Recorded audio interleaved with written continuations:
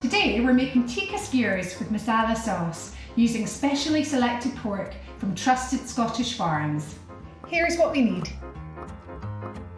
This is a great way of recreating your favourite takeaway dishes.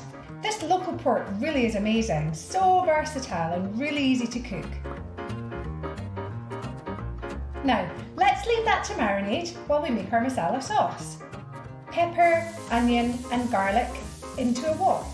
Next, our spice mix. The smell coming from this is incredible.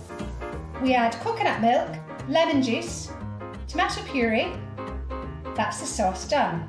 Let's make those skewers. Chunky onion, peppers, marinated pork. Yes. Place the skewers under the grill, turning as we go. Make it at home.